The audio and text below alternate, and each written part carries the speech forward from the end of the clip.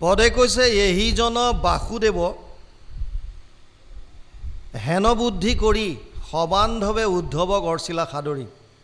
পৰমান্ন পঞ্চামৃত ভোজন কৰাই বিচিত্ৰ খাতত তুলি দিলন্ত বচাই। মই কৈছোঁৱে আপোনালোকক, যদিও উদ্ধৱ আহিছে কিন্তু নন্দ যশোদাৰ মনত যেন স্বয়ং বাসুদেৱ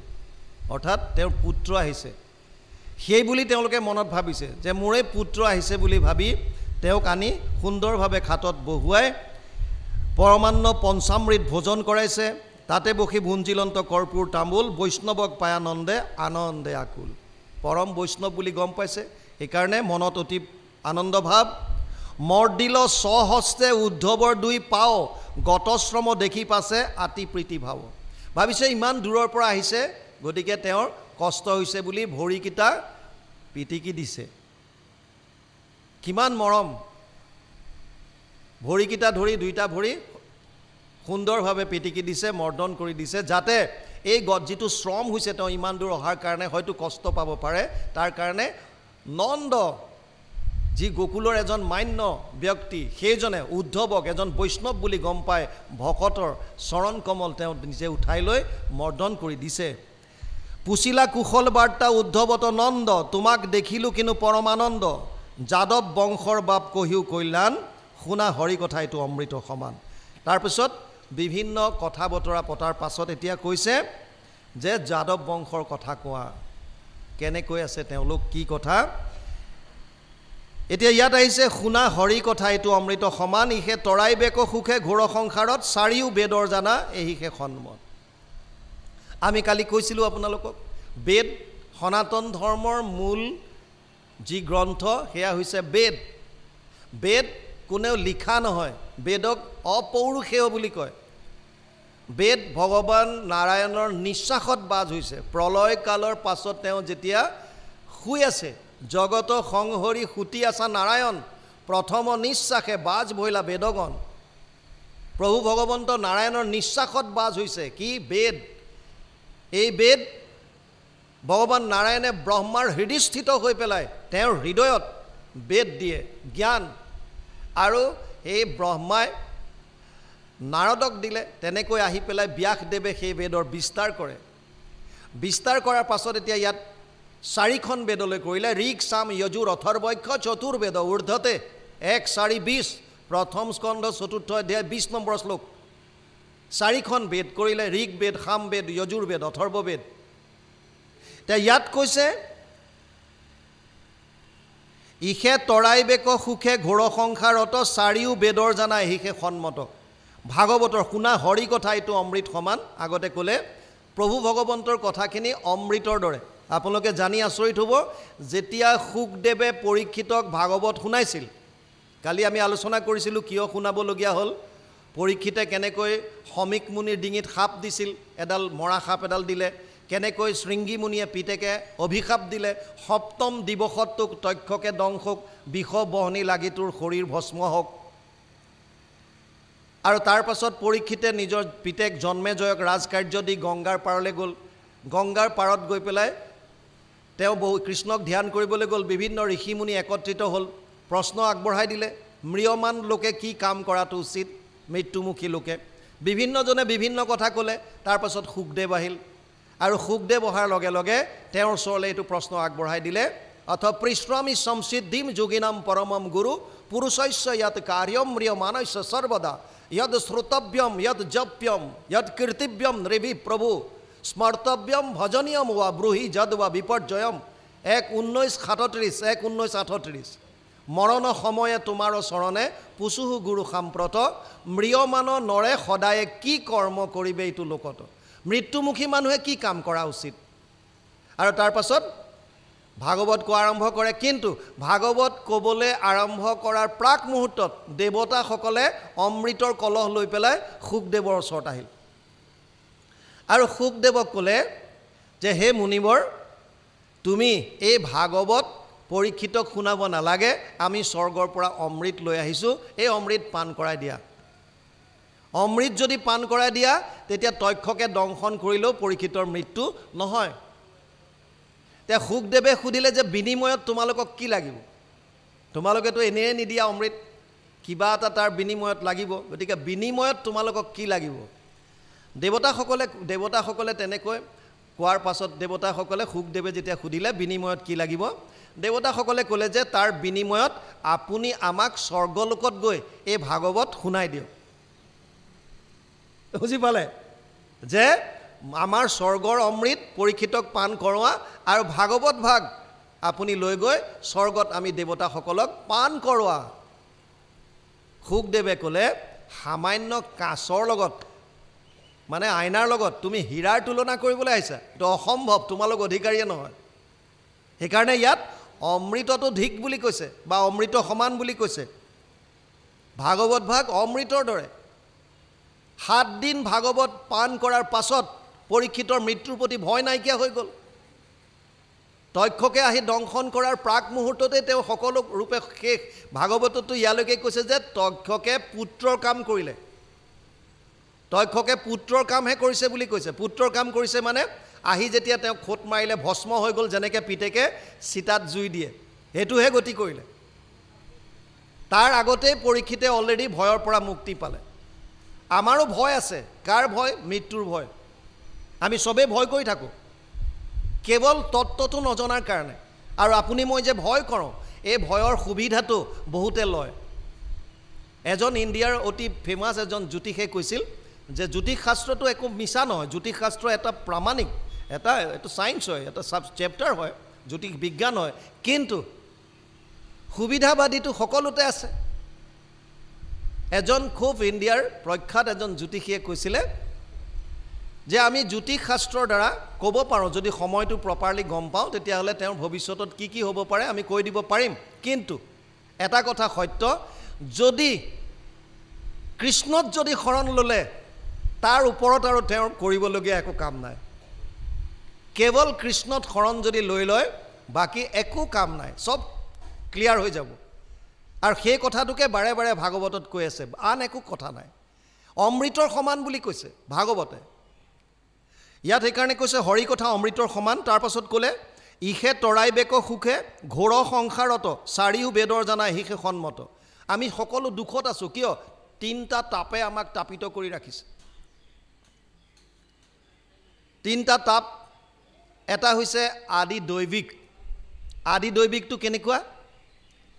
যিবিলাক দৈব্য দুখত আমি দুখ পাওঁ যেনে ধৰি লওক হঠাৎ ভূমিকম্প আহি গ'ল বানপানী আহি গ'ল এতিয়া ক'ত বানপানী আহে ঠিক নাই মৰুভূমিতো বানপানী আহি যাব পাৰে কাল এনেকুৱা সময় হৈছে এতিয়া মাজতে গুৱাহাটীত আপোনালোকে গম পাইছে এনেকুৱা বানপানী হৈ গ'ল আৰ্টিফিচিয়েল বানপানী স্কুললৈ যোৱা ল'ৰা ছোৱালী গৈ ৰাতি 2টা 3টাত ঘৰ পাইছেগৈ অৱস্থা নাই ক'ত কেতিয়া কি হয় ঠিক নাই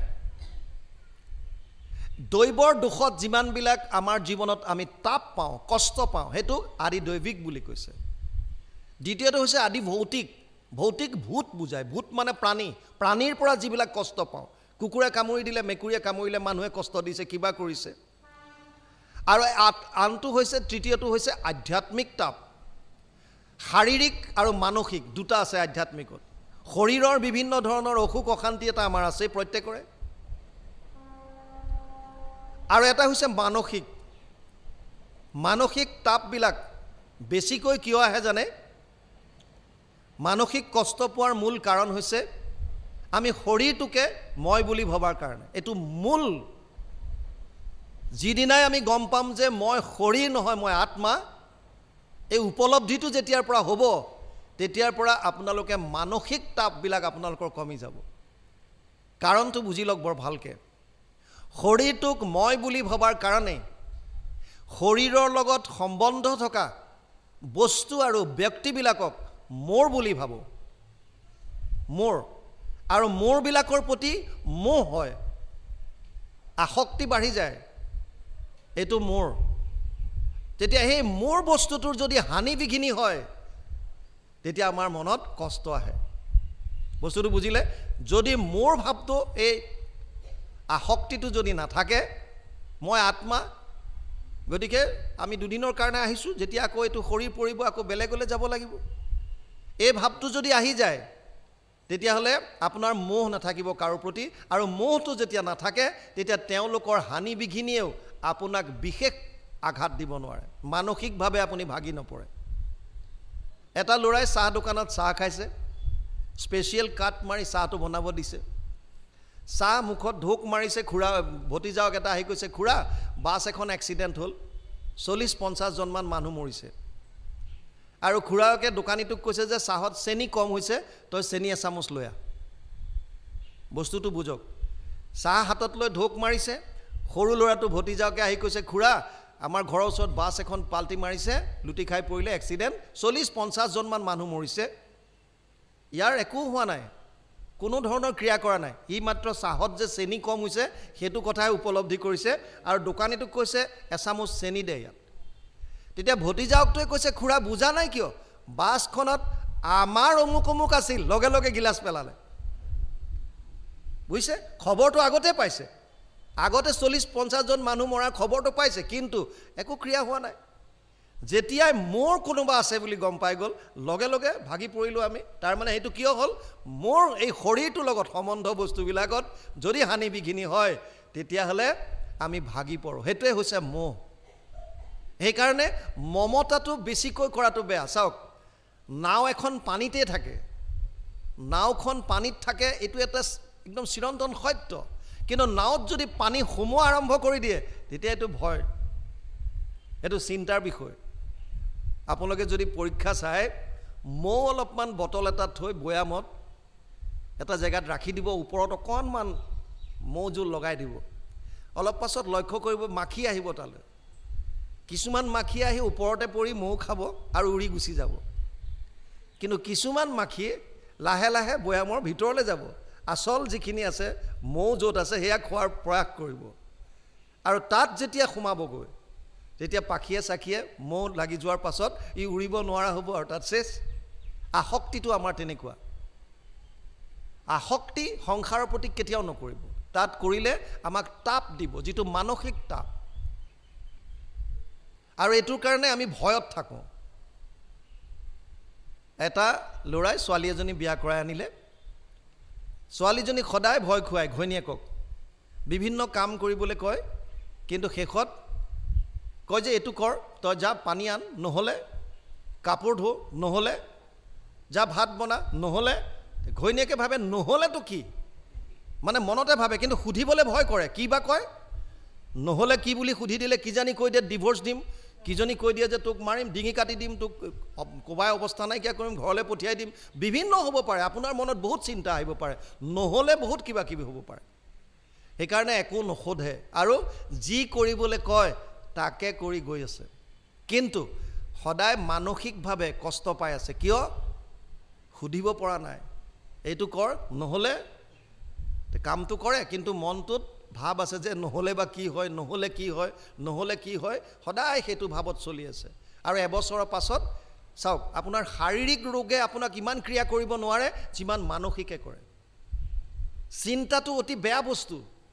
চিন্তা আৰু চিতা ইয়াৰ মাজত পাৰ্থক্য অতি কম। চিতাই এটা মৃতক শৰীৰক জ্বলায়, চিতাত এটা মৃত শৰীৰ উঠাই দিয়ে, চিতাখনে জ্বলায়, কিন্তু চিন্তাই জীৱিত মানুহক জ্বলাই দিয়ে। চিন্তাটো ইমান ভয়ানক বস্তু। এতিয়া এই ছোৱালীজনীয়ে সদায় কৰ্ম কৰি আছে, এবছৰৰ ভিতৰত শুকাই খিনাই মানসিকভাৱে ভাগি পৰিছে, শুকাই খিনাই গ'ল। মাকৰ ঘৰলৈ গৈছে এবছৰৰ পিছত। মাকে সুধিলে, আইজনী কি হৈছে তোৰ, তই ইমানকৈ খিনাইছ কিয়, তোক শহুৰ শাহুৱে কষ্ট দিয়ে নেকি? চিধা এটেম্প, প্ৰথমতে টাৰ্গেটটো শহুৰ শাহুৰ ফাললৈ। ক'লে নহয়, মোৰ শহুৰ শাহু অতি ভাল, তহঁতৰ নিচিনা নিজৰ ছোৱালীৰ দৰে মৰম কৰে। তই কিহৰ কাৰণে খিনাইছ? কৈছে যি হৈছে তোৰ জোঁৱাইৰৰ কাৰণে হৈছে। জোঁৱাইয়ে কি কৰে, যে সদায় ভয় খুৱাই মোক। কি বুলি কয়, যে এইটো কৰ, নহ'লে সেইটো কৰ, নহ'লে। তই সুধিছনে নাই নহ'লে কি বোলে, সেইটোৱেতো সাহস কৰিব পৰা নাই। কি বা কৰে, যে মাক বাপেকে ক'লে চিন্তা নকৰিবি, আমি যাম তোৰ লগত, আমি কেনিবা তোৰ ঘৰৰ আশে পাশে লুকাই থাকিম, তোক যদি কয় কাইলৈ যে এইটো কৰ, নহ'লে তই চিধা ধৰি ল'বি, নহ'লে কি, তত্ত্বটোতো জান, কি হ'ব, জনাত আপত্তি কি, এবাৰ জানি ল, নহ'লে কি। আৰু যেতিয়া সাহস দিলে তেতিয়া কৈছে ঠিক আছে মই সুধিম। ঠাণ্ডা দিন আছিল, মাক বাপেক আহি ঘৰৰ কাষত কেনিবা লুকাই আছে। বিচনাতে ৰাতিপুৱা গিৰিয়েকে ঘৈণীয়েকক ধৰিলে, এতিয়ালৈকে শুই আছ, উঠ, যা পানী গৰম কৰ, নহ'লে আৰু সেইদিনাখনতো ঘৈণীয়েকক মাকে চাবি কাঠি দিয়ে পঠিয়াইছে আপোনালোকৰ ইয়াত চাগে তেনেকুৱা নহয় আমাৰ ফালেও যেতিয়া আইসকল মাকৰ ঘৰলৈ যায় কিবা কিবি অকণমান চাবি পকাই দিয়ে অলপ বুদ্ধি দি পঠিয়ায় এনেদৰে কৰিবি অমুকৰ কথা ইমান নামানিবি তোৰ মূৰত উঠাই নল'বি হেনতেন যি কি নহওক আপোনালোক তেনেকুৱা নহয় মাকে শিকাই দিলে সেইকাৰণে ঘৈণীয়েকক যেতিয়াই ক'লে যে পানী গৰম কৰ নহ'লে সেইদিনাখন ঘৈণীয়েকে ক'লে নহ'লে কি গিৰিয়েকে কৈছে নহ'লে মই নিজে গৰম কৰি ল'ম এবছৰ ভয় খাই আছে কিয় তত্ত্বটো জানিব বিচৰা নাই আমাৰো গতি একে আপুনি কাৰোবাক গৈছে দেখুৱাবলৈ কিবা চাই কৈছে আৰে বাবা তোমাৰতো এটি ভয়ানক হৈ আছে গোটেই খেল সব গ্ৰহ নক্ষত্ৰ খেলি মেলি এইটো কৰা নহ'লে হৈ গ'ল আৰু নহ'লে বুলি কোৱাৰ লগে লগে য'ত পঠিয়াইছে তালৈকে গৈছোঁ কিন্তু শাস্ত্ৰত কৈ আছে যে একোত যাবলৈ দৰকাৰ নাই বৃক্ষৰ মূলত যদি দেও আনি জল ত্ৰিপিটি হোৱন্ত তাৰ পত্ৰ পুষ্প ফল বৃক্ষৰ মূলত জল দিলে হ'ল য'ত ত'ত যাবলৈ কি দৰকাৰ কিন্তু আমি তত্ত্বটো নজনাৰ কাৰণে ভয় খাওঁ যি কি নহওক তিনিটা তাপে আমাক তাপিত কৰি আছে ইয়াৰ পৰা পৰিত্ৰাণ পাবৰ কাৰণেও ইয়াত কৈছে কেৱল ভাগৱত হৰি কথা সেইকাৰণে কৈছে শুনা হৰি কথা এইটো অমৃত সমান তাৰপাছত কৈছে ইখে তৰাই বাক সুখে ঘোৰ সংসাৰ ঘোৰ বুলি কিয় ক'লে কাৰণ তিনিটা তাপত আমি তাপিত হৈ আছোঁ সকলো মানুহ দুখত পৰি আছোঁ বিদুৰে মৈত্ৰেয়ৰ ওচৰত প্ৰশ্ন এইটোৱে কৰিছিল সুখায় কৰ্মাণি কৰতি লোক নাতে সুখম ৱা অন্যত বিপৰীতম ৱা বিন্দেত ভূয় ততএব দুখম যদত্ৰ যুক্তম ভগৱান বদেন্না 3:5-2 তৃতীয় স্কন্ধ 5ম অধ্যায় 2 নম্বৰ শ্লোকত বিদুৰে মৈত্ৰেয়ক প্ৰশ্ন কৰিছে হে মৈত্ৰ ঋষিবৰ প্ৰত্যেকজন মানুহে সুখ পাবৰ কাৰণে কাম কৰিছে কিন্তু সুখ নাপায় দুখ পায় ইয়াৰ কাৰণটো কি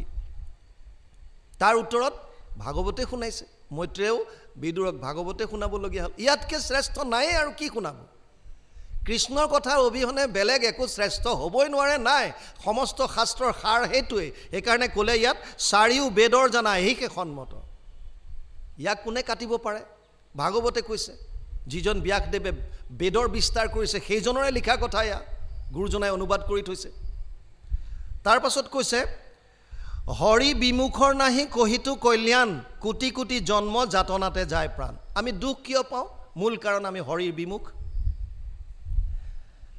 সুখ পাবলৈ হ'লে কি কৰিব লাগিব হৰিৰ সন্মুখ হোৱা চিধা ফৰ্মুলা হৰিৰ পৰা বিমুখ হৈ আছোঁ কাৰণে দুখ পাইছোঁ হৰিৰ সন্মুখ হোৱা সুখ পাম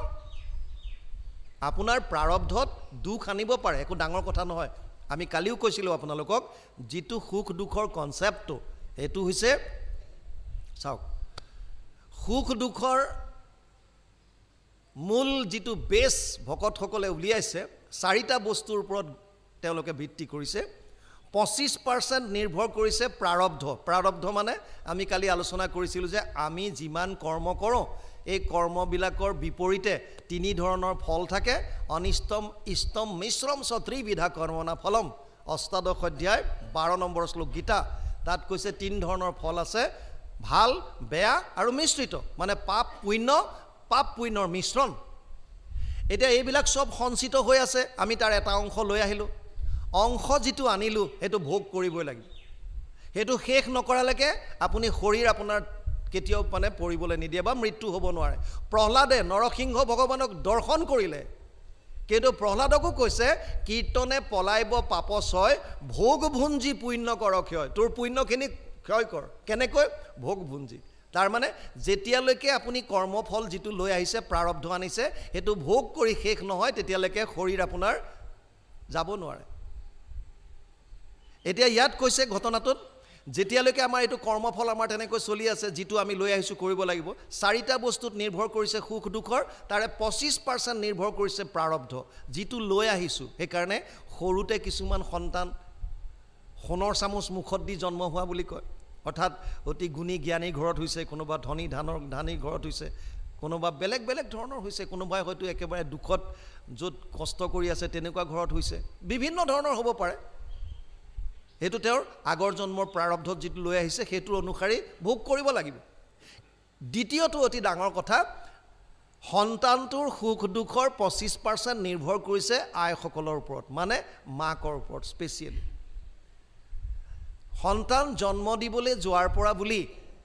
সন্তানটো গৰ্ভত থকা অৱস্থাত মাকৰ চিন্তা চৰ্চা কেনেকুৱা এইটো বৰ তাত্ত্বিক কথা আপোনালোকে গম পাইছে প্ৰহ্লাদে ভাগৱত ধৰ্ম মাকৰ গৰ্ভত কয়াধুৰ গৰ্ভত থাকোঁতে নাৰদৰ পৰা শুনিছিল তাৰ মানে এইটো সত্য যে গৰ্ভত থকা সন্তানটোৱে মাকে যিখিনি চিন্তা চৰ্চা কৰে জ্ঞানেন্দ্ৰিয়ৰ দ্বাৰা যিখিনি অৰ্জন কৰে সেইখিনি সন্তানটোৱে পায় অভিমন্যুৰ কথা আপোনালোকে পাইছে চক্ৰবেহুত কেনেকৈ সোমাব লাগে গম পালে কেনেকৈ কাৰণ মাকৰ গৰ্ভত থাকোঁতে অৰ্জুনে কৈ আছিল তাৰপিছত মাক টোপনি গ'ল সেইকাৰণে ওলাই অহাটো নাজানিলে এইটো বেলেগ কথা তাৰ মানে গৰ্ভত থাকোঁতে যে সন্তানটোৱে মাকৰ দ্বাৰা তেওঁৰ নাৰীৰ দ্বাৰা মাকে জ্ঞানেন্দ্ৰিয়ৰ দ্বাৰা যিখিনি গ্ৰহণ কৰে সেইখিনি যে সম্পূৰ্ণখিনি পায় ইয়াৰ প্ৰমাণ ভাগৱতে দিছে এতিয়া ডাঙৰ কথা সন্তানটো গৰ্ভস্থ হোৱাৰ পাছৰ পৰা বুলি মাকগৰাকীৰ চিন্তা চৰ্চা দৈনন্দিন জীৱন যাপন কেনেকুৱা যদি গৰ্ভৱতী মহিলাগৰাকীয়ে গৰ্ভত সন্তান থকা সময়খিনিত এটলিষ্ট ভকতৰ সংগত মহন্তৰ ওচৰত ভাল ভাল কথা যদি শ্ৰৱণ কৰে ভাল ভাল গ্ৰন্থ যদি পঢ়ে দিনচৰ্যাত যদি বেয়া কথা চিন্তা নকৰে কাৰো ঈৰ্ষা দ্বেষ কাম ক্ৰোধ এইবিলাকৰ কথা যদি দূৰত থাকে শাস্ত্ৰৰ কথা যদি শ্ৰৱণ কীৰ্তন কৰে তেতিয়াহ'লে তাৰ প্ৰভাৱটো এই সন্তানটোৰ ওপৰত পৰিব আৰু তাৰ বিপৰীতে যদি শাহু বোৱাৰী কাজিয়া টিভি চিৰিয়েল চাই থাকে যদি ইজনী সিজনক কেনেকৈ সন্দেহ কৰিব লাগে কাক কেনেকৈ কি কৰিব লাগে এইবিলাক যদি চাই থাকে তাৰো প্ৰভাৱ পৰিব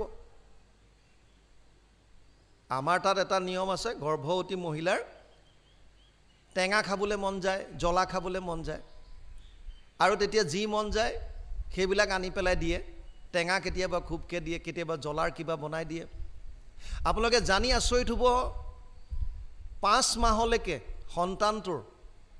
চৰ্মডাল তৈয়াৰ নহয় সন্তানৰ ছালডাল নাহে মাকে যি গ্ৰহণ কৰে তাৰ ৰস নাৰী আদি গৈ সন্তানটোৰ গাত পৰে আৰু তেতিয়া সি চিঞৰি উঠে বহু অপি ময়া দৃষ্টা য়োনি দ্বাৰম পৃথক পৃথক গৰ্ভবাস মহাদুঃখ ত্ৰাহিমাম মধুসূদন শংকৰাচাৰ্যই লিখিছে গৰ্ভত থকা সন্তানটোৱে চিঞৰি উঠে মই বৰ কষ্ট পাইছোঁ হে প্ৰভু হে দামোদৰ মোক তুমি ৰক্ষা কৰা হে মধুসূদন মোক ৰক্ষা কৰা ইয়াৰ পৰা মই তোমাৰ চৰণত শৰণ ল'লোঁ যি গ্ৰহণ কৰে আপোনালোকে মাতৃগৰাকীয়ে যিমান গ্ৰহণ কৰে তাৰ জ্ঞান হওক অন্ন হওক সন্তানটোৰ ওপৰত প্ৰভাৱ বিস্তাৰ কৰে সেইকাৰণে সেইকেইটা দিনত এটলিষ্ট মাতৃগৰাকীয়ে সদায় এইটো কথা মনত ৰাখিব লাগে যে মই এতিয়া অকলশৰীয়া নহয় মোৰ গৰ্ভত এটি সন্তান আছে মই যিখিনি গ্ৰহণ কৰিম সেইখিনি সন্তানটোও গ্ৰহণ কৰিব গতিকে মোৰ চিন্তা চৰ্চা মোৰ দৈনন্দিন এই সমস্তখিনি যাতে মই শুদ্ধ ৰূপত সৎপথত যাতে নিব পাৰোঁ এইটো হৈছে 2 নম্বৰ কথা তাৰ প্ৰভাৱ সন্তানৰ ওপৰত তৃতীয় হৈছে বাপেকৰ সৃষ্টি কাৰ্যত আগবঢ়াৰ প্ৰাক মুহূৰ্তত তেওঁৰ চিন্তা চৰ্চা কেনেকুৱা কামনা বাসনা ঈৰ্ষা দেশ নে কি আছে মনত আৰু মাক বাপেকৰ পৰিৱেশটো কেনেকুৱা দিছে সন্তানক তাৰ ওপৰতো কথা আছে এই 3টা বস্তু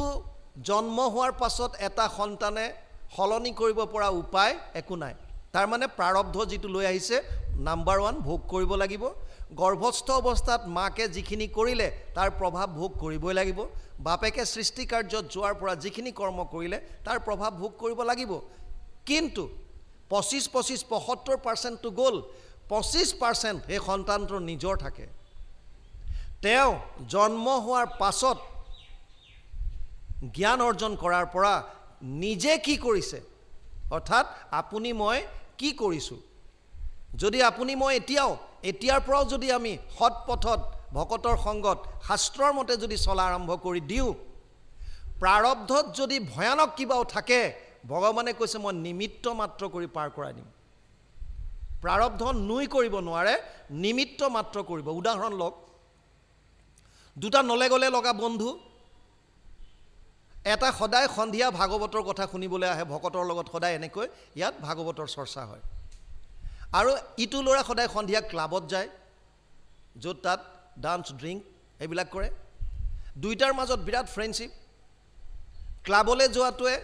ভাগৱতলৈ সদায় অহাজনক কয় যে তই কি ইমান সৰুৰে পৰা কি ভাগৱতকৈ থাক কি ভকতৰ লগত থাক মোৰ লগত ব'ল আচল তই আনন্দটো কি সেইটো তাতহে গম পাবি ক্লাবত ল'ৰা অৱস্থাৰ যিটো মস্তি যিটো আছে সেইটোতো তাত গ'লেহে গম পাবি তই কি বুঢ়া মানুহৰ লগত ভাগৱত কৰি সোমাই থাক সি কৈছে নাই মই যিটো আনন্দ ভাগৱতত পাওঁ সেইটো তই বুজি নাপাবি সেইকাৰণে মই ইয়াতে ভাল পাওঁ সন্ধিয়াটো মই বেলেগত নাযাওঁ মই সদায় নামঘৰত ভকতৰ লগত থাকোঁ এদিন সেই দুইটা ল'ৰাক তৃতীয় এটা বন্ধুৱে ৰাতিৰ আহাৰ কৰিবলৈ মাতিলে ভাত খাবলৈ মাতিলে নিমন্ত্ৰণ দিলে সেইদিনা ক্লাবলৈ যোৱাটোৱে কৈছে তাক যে আজিতো এটলিষ্ট ব'ল আজি ক্লাবত যাওঁ দুইটা ক্লাবৰ পৰা আমি বন্ধুৰ ঘৰত গৈ ৰাতি খানা খাই গুচি আহিম ই ক'লে যে আজিও নাযাওঁ তই এটা কাম কৰিবি মই নামঘৰতে থাকিম ভাগৱত শুনিম 9টামান বজাত আমি যেতিয়া ভাগৱত সামৰোঁ তই নামঘৰৰ সন্মুখলৈ আহিবি আৰু ময়ো ওলাই যাম ইয়াৰ পৰা দুইজন একেলগে গুচি যাম তাৰমানে তই তোৰ স্থানত যা মই মোৰ স্থানত থাকোঁ 9টাত লগ হ'ম তাৰপিছত বন্ধুৰ ঘৰত গৈ ভাত খাবলৈ যাম কথামতে কাম ক্লাবলৈ যোৱাটো ক্লাবলৈ গ'ল নামঘৰলৈ অহাজন নামঘৰলৈ আহিল নামঘৰৰ ভেটিটো বহুত ওখ আছিল 9টা বজাত ভাগৱত সামৰিলে আৰু সি ওলাই যাওঁতে ষ্টেপ এটাত কিবা এটা হ'ল ভৰিটো মচকা খালে আল্টিমেটলি সি বাগৰি গৈ পেলাই একদম ৰাস্তাত পৰিল ৰাস্তাটো সন্মুখত আৰু সেই মুহূৰ্ততে ক্লাবৰ পৰা বন্ধুটো আহি তাক পাইছে দেখিছে যে তাৰ বন্ধু অলৰেডি ষ্টেপৰ পৰা অলৰেডি পৰিছে তলত একদম বাট চোৰাৰ গৈ আগত পৰিছে তাক উঠাবলৈ যাওঁতে দেখিছে তাৰ ভৰিৰ পৰা তেজ ওলাই আছে আৰু ভালকৈ লক্ষ্য কৰি দেখা পালে যে গজাল এটা সোমাইছে গজাল এটা সোমাই গৈছে তাৰ ভৰিত তে গজালটো উলিয়াবলৈ বুলি তললৈ চাওঁতে এটা সোণৰ বিস্কুট দেখা পাইছে চাব কথাটো তে সোণৰ বিস্কুটটো দেখা পাই ক্লাবলৈ যোৱাটোৱে কৈছে যে দেখিলি এইটো দেখিলি তইতো কৈছি যে ঈশ্বৰৰ কথা ভাগৱতৰ কথা শুনিলে লাভ হ'ব তে তোৰ লাভটো হ'ল তই গজালৰ খোজ খালি আৰু মই ক্লাবলৈ গ'লোঁ মই সোণৰ বিস্কুট পালোঁ তোৰ কি লাভ হ'ল এই কথাটোৱে তাৰ অৱচেতন মনত আঘাত কৰিলে কিছুমান কথা আমাৰ যিটো আমাৰ অৱচেতন আনকনচিয়াছ যিটো আমাৰ মাইণ্ড আছে ইয়াত সোমাই থাকে সাবকনচিয়াছ মাইণ্ড বুলি কয় যিটো অৱচেতন মনত কিছুমান কথা সোমাই যায় যেতিয়া আত্মা মৃত্যুৰ পাছত লিংগ দেহাৰ লগত যায় মন বুদ্ধি লগত যায় এই ভাৱবিলাক লগত যায় আৰু সেইবিলাক সংস্কাৰ হিচাপে পিছৰ জন্মত আকৌ আহি যায় তাৰ ওপৰত প্ৰভাৱ কৰে এনিৱে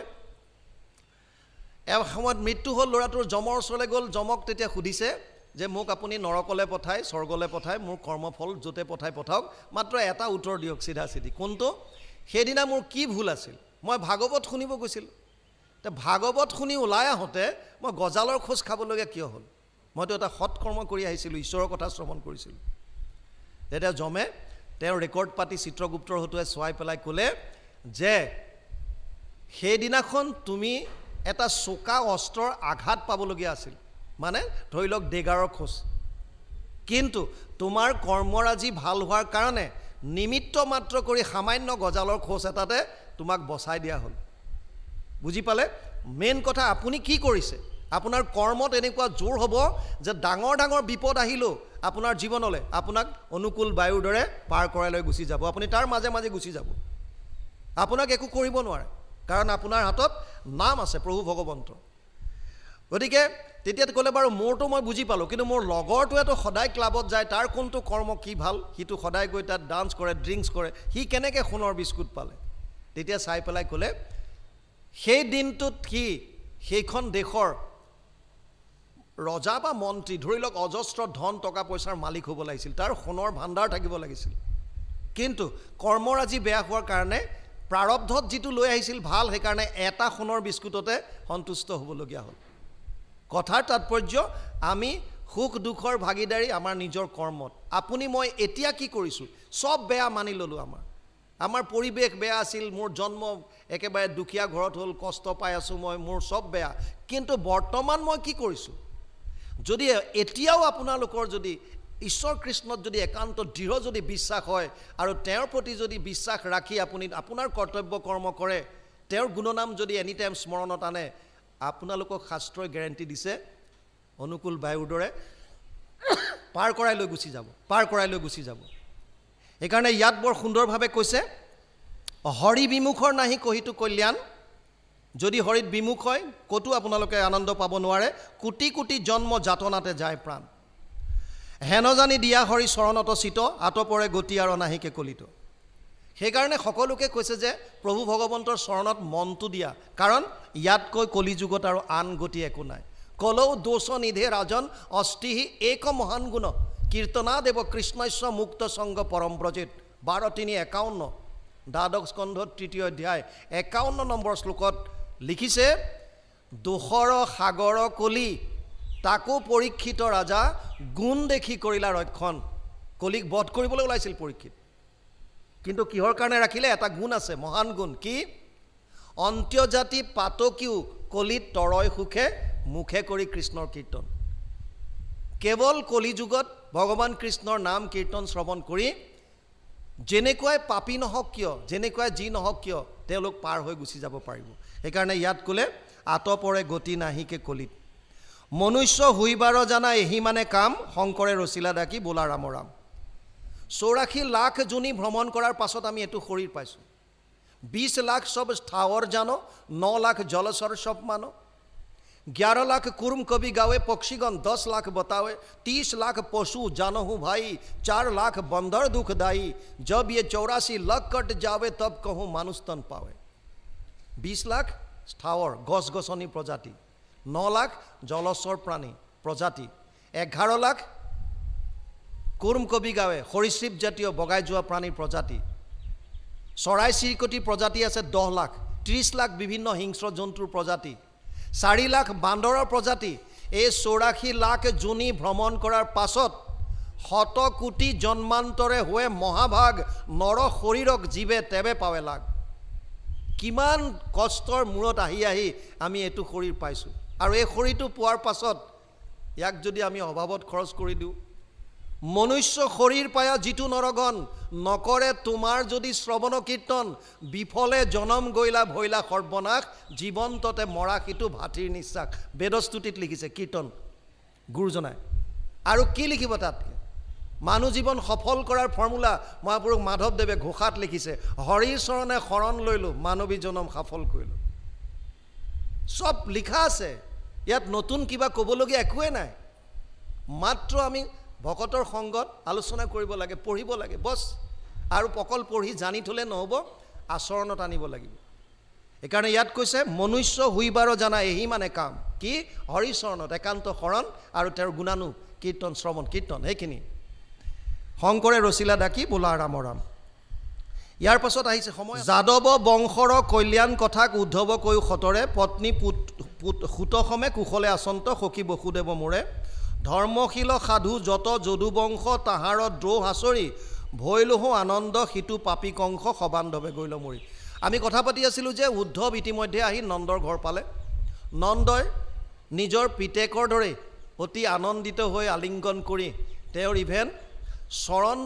স্পৰ্শ কৰি মৰ্দন কৰি গতশ্ৰম যিমানখিনি কষ্ট পালে এই যাত্ৰাটোত তাৰ পৰিত্ৰাণ পাবৰ কাৰণে উদ্ধৱক সসন্মানে বহুৱাই লৈ এতিয়া কথা সুধিছে কাৰ কথা যাদৱ বংশৰ কথা পত্নী সুতসমে কুশলে আচন্ত সখী বসুদেৱ মোৰে হে উদ্ধৱ মোক কোৱা যাদৱ বংশৰ মোৰ অতি প্ৰাণৰ বান্ধৱ বসুদেৱ পত্নী পুত্ৰৰ লগত সুখৰে আছেনে নাই কুশলে আছেনে নাই ধৰ্মশীল সাধু যত যদু বংশ তাহাৰ দ্ৰোহ আচৰি ভৈলহ আনন্দ সিটো পাপী কংস সবান্ধৱে গৈল মৰি এই যাদৱ বংশ যিসকল ধৰ্মশীল সাধু যত যদু বংশ ধৰ্মশীল সাধু তাৰ দ্ৰোহ আচৰণ কৰি পাপী কংস যিটো মৰি গ'ল তাৰ কাৰণে মই বিৰাট আনন্দ পাইছোঁ ভৈলহ আনন্দ সিটো পাপী কংস সবান্ধৱে গৈল মৰি প্ৰাণ মাধৱৰ বাৰ্তা সোধো বাব কহমত শীঘ্ৰে আতি শ্ৰেষ্ঠ ৰাম সমে কল্যাণে আচন্ত পালিয়া সমস্তে জাতি পিতৃ মাতৃ আমি সব ব্ৰজবাসী বৃন্দাবন গিৰি গৰু মোহৰ পালন বুলি কি স্মৰণত কৃষ্ণ ভক্ত কল্পতৰু হে উদ্ধৱ তুমি কোৱাচোন যে কৃষ্ণই কেতিয়াবা মনত পেলায়নে যে মোৰেই যিমানবিলাক আছে গোকুল বৃন্দাবনত গৰু গাই জীৱ জন্তু সকলোখিনি মোৰেই পালন এনেকৈ তেওঁ কেতিয়াবা স্মৰণ কৰেনে আমাৰ কথা এই কথাটো সুধিছে কাক উদ্ধৱক বাৰেক আমাক দেখিবাক লাগি আউৰকি আশিবা হৰি কৈখানি দেখিব মুখপদ্ম সিটো আমি সবে নেত্ৰ ভৰি সিটো সোণ আশিকা হাস্য দৰিখন সুমৰিতে দহে আতি এহি বুলি নন্দে লোতক জোৰায়া থাকিলা তম্ভি নমাতি উদ্ধৱক কৈছে তেওঁ কেতিয়াবা আহিবনে আমি আকৌ সেই সুন্দৰ নাক দেখা পাম নাই সুন্দৰ শৰীৰ শ্যাম বৰণীয়া তনু পীত বস্ত্ৰে সুশোভিত এই নাৰায়ণ ভগৱান কৃষ্ণক কেতিয়াবা আমি দেখা পাম নে উদ্ধৱ আল্টিমেটলি উদ্ধৱক সমস্ত কথা কৈছে কাৰণ কৃষ্ণৰ প্ৰতি থকা প্ৰেম কৃষ্ণৰ প্ৰতি থকা ভক্তি তাৰ কাৰণে সুধিছে এতিয়া কতক্ষণে পাছে মলচি লোটক কহে গদ গদ মাতে সিটো শ্ৰীকৃষ্ণ যেন প্ৰাণবন্ধু শুনিও কহো তোমাতে মখভংগ খংগে ইন্দ্ৰে বৰিশিলা ৰাখিলন্ত তাতো হৰি বনজুইত হবে পুৰি মৰি যাওঁ আনিলা তাতো উদ্ধাৰি স্মৰণ কৰিছে যিবিলাক বিপদত তেওঁলোকক ৰক্ষা কৰিছিল কেতিয়া কেতিয়া মখভংগ খংগে ইন্দ্ৰে বৰিশিলা গোবৰ্ধনৰ সময়ত এদিন নন্দ আৰু গোপসকলে মিলি ইন্দ্ৰৰ পূজা কৰিবৰ কাৰণে যা যোগাৰ কৰিছে কৃষ্ণই আহি দেখা পালে যে বিভিন্ন পূজাৰ সম্ভাৰ গোটাইছে আৰু নজনাৰ ভাও ধৰি সুধিলে বাপেকক দেউতা এয়ানো কি কৰিছা বোলে আমি ইন্দ্ৰক পূজা কৰিম কিয় কাৰণ ইন্দ্ৰক পূজা কৰিলে ইন্দ্ৰই বৰষুণ দিব আৰু যদি বৰষুণ দিয়ে তেতিয়া সেই বৰষুণত ঘাঁহ বন হ'ব আমাৰ খেতি বাতি হ'ব ঘাঁহ বন হ'লে গাই গৰুৱে আমাৰ সেই ঘাঁহ খাব খাই গাখীৰ দিব ইত্যাদি তে ভগৱান কৃষ্ণৰ সুন্দৰ যুক্তি যিবিলাক পৰ্বত পাহাৰ আছে যিবিলাক গছ বননি আছে তেওঁলোকে কেতিয়া যজ্ঞ কৰা দেখিছা ইন্দ্ৰ পূজা কৰা দেখিছা তেওঁলোকেওতো বৰষুণ পায় যদি তুমি পূজা কৰিছা তেতিয়াহ'লে তেওঁক কৰা যাৰ পৰা তোমাৰ জীৱনত কিবা অৱদান আছে আমি প্ৰায় কওঁ এই দুটা বস্তু বুজি লওক দেৱতা আৰু ঈশ্বৰ দেৱতা কাক কয় আৰু ঈশ্বৰ কাক কয় যিসকলৰ তিল মানুহ অৱদান আমাৰ জীৱনত আছে সেইসকল আমাৰ কাৰণে দেৱ যেনে মোৰ মাতৃৰ মোৰ জীৱনত অৱদান আছে মাতৃদেৱ ভৱ মাতৃদেৱ তুল্য কাৰণ মাতৃৰ অৱদান আছে মোৰ জীৱনত মোক তুলি তালি ডাঙৰ দীঘল কৰাত মোৰ মাৰ বহুখিনি অৱদান আছে পিতৃদেৱ ভৱ পিতৃৰ অৰিহণা আছে বহুত দেশখনৰ আছে সেইকাৰণে দেশক জননীৰ লগত তুলনা কৰে গছ বন গ্ৰহ নক্ষত্ৰ যত যিমান বিভিন্ন বস্তু আপোনালোকৰ জীৱনত অৰিহণা থাকিব পাৰে সেইবিলাক বস্তু দেৱ হ'ব পাৰে কিন্তু আৰাধ্য কোনজন ইষ্ট কোনজন হ'ব কাৰ ওচৰত আমি শৰণ লওঁ পিপলায়নে কৈছে নিমি নৱসিদ্ধ সংবাদত সৃষ্টি স্থিতি প্ৰলয়ৰ হেতু যিটো দেৱ পৰম ঈশ্বৰ তান্তবিনে নাহি কেব স্বপ্ন জাগৰণ যিটো গভীৰ নিদ্ৰাত সমাধিত সাক্ষী ৰূপে থাকন্ত সাক্ষাৎ সচেতন কৰা দেহ প্ৰাণ ইন্দ্ৰিয়ক জীৱক ভুঞ্জান্ত নানাবিধ বিষয়ক পৰমাত্মা বুলি তাক কহে মুনিগণ এহিটো পৰম তত্ত্ব জানিবা ৰাজন কোনজন পৰমাত্মা যিজন সৃষ্টি স্থিতি প্ৰলয়ৰ হেতু আৰু তান্তবিনে নাহি কেব যি জাতকে আৰু আন কোনো নাই যিজনে আমাৰ মনৰ চাৰিওটা অৱস্থাত সাক্ষী ৰূপে থাকে জাগ্ৰত অৱস্থা কালি আমি আলোচনা কৰিছিলোঁ স্বপ্ন অৱস্থা ৰাতি শুই থাকোঁতে যি সপোন দেখোঁ গভীৰ নিদ্ৰা যেতিয়া একো সপোন দেখা নাপাওঁ আৰু এটা হৈছে সমাধি চাৰিওটা অৱস্থাত যিজন সাক্ষী ৰূপে থাকে যিজনে আমাৰ ইন্দ্ৰিয়বিলাক সচেতন কৰি ৰাখিছে এজন মানুহৰ যেতিয়া মৃত্যু হয় আমি যেতিয়া খবৰ পাওঁ যে আজি অমুক বাপজনৰ মৃত্যু হ'ল তেওঁৰ ঘৰলৈ যেতিয়া আমি যাওঁ তেতিয়া দেখা পাওঁ যে যদিও কৈছে বাপজন গ'ল বুলি কিন্তু যোৱা নাই বাপজনক চোতালত শুৱাই থৈছে ওপৰত বগা কাপোৰ দি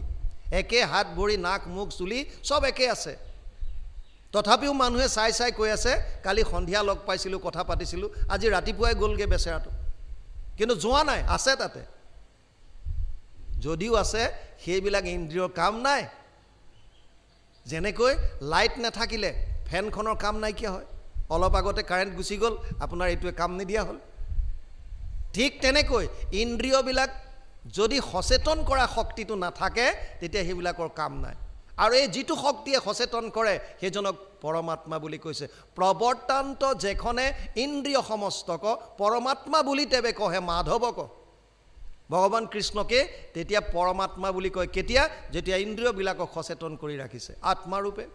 পৰমাত্মা ৰূপে আত্মাৰ লগত আছে এক বৃক্ষে দুই পক্ষী ৰূপে দুইকো সম দেখি দুইৰো দুই সখা নিৰন্তৰ এই সংসাৰ বৃক্ষত ইয়াত দুটা আছে চৰাই এটা আত্মা এটা পৰমাত্মা এক বৃক্ষে ফল খায় তভুনিতে শুকাই যায় যিটো নেখায় সিটো গুণে বৰ দুটা বৃক্ষ আছে এটাই কৰ্মফল ভোগ কৰে আত্মা আৰু এটাই নকৰে পৰমাত্মা সাক্ষী ৰূপে আছে গতিকে ইন্দ্ৰিয়বিলাক সচেতন কৰি যিজনে ৰাখে সেইজন হৈছে ভগৱান ইয়াত এতিয়া ভগৱান কৃষ্ণই ক'লে যে দেৱতাসকলক তুমি পূজা কৰিছা ইন্দ্ৰই তোমাক কি দিছে বোলে বৰষুণ দিছে বৰষুণটো যদি আমি ইন্দ্ৰক পূজা নকৰোঁ তেতিয়াহ'লে আমি বৰষুণ নাপাওঁ তেতিয়া ক'লে যুক্তি দিলে যে এই গছ বন যিমান পৰ্বত পাহাৰ আছে সেইবিলাকে ইন্দ্ৰক শিল য'ত যোনে যোনে বৰষুণ পাইছে সিহঁতে পূজা পাতল কৰে নেকি ইন্দ্ৰক? তোমালোকে যদি কৰিব বিচাৰিছা গোবৰ্ধন ব'লা, গোবৰ্ধনত কৰোঁ। আমাৰ গৰু গাই চব তাতে চৰে, তেওঁলোকৰ আশ্ৰয়তে ডাঙৰ হৈছে, তে তালৈ যাওঁ। আৰু এই কথাটো শুনাৰ পাছত ইন্দ্ৰৰ পূজা যেতিয়া ভংগ কৰিলে ইন্দ্ৰৰ কোপ উঠিল, খং উঠি লগাতাৰ বৰষুণ দিলে আৰু গোটেই গোপপুৰ বুঢ়াই দিয়াৰ অৱস্থা হ'ল। তেতিয়া ভগৱানে কি কৰিলে? ভগৱানে 7 দিন 7 ৰাতি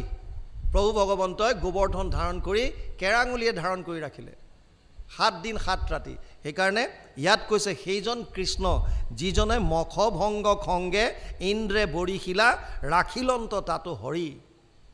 যিমান গোপ গোপী আছিল সকলোকে 7 দিন 7 ৰাতি গোবৰ্ধন ধাৰণ কৰি পেলাই ৰক্ষা কৰি আছিল। তাৰপাছত বনজুইত সবে পুৰি মৰি যাওঁ আনিলা তাতো উদ্ধাৰি। ৰাতি তেনেকৈ শুই থাকোঁতে যেতিয়া চাৰিওফালৰ পৰা বনজুই লাগিল, চব মৰি যাবলগীয়া হ'ল। তেনেকুৱা অৱস্থাটো তেওঁ সেই বনজুই পান কৰি গোপগোপীসকলক বচাইছিল। সেইজন কৃষ্ণৰ কথা ইয়াত কৈছে। অঘ বক কেশী কালিক ধেনুক অৰিষ্ট দুষ্ট দণ্ডুৰ চক্ৰবাত বৎস পুতনা ৰাক্ষসী ব্যোম নামে মহাসুৰ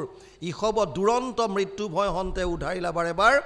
হেন প্ৰাণকৃষ্ণ বিয়োগে যিদুখ শুনিও এবে আমাৰ। যিমানবিলাক অসুৰ ৰূপী আহিছিল, যিমানবিলাক অপকৰ্ম কৰিবৰ কাৰণে আহিছিল,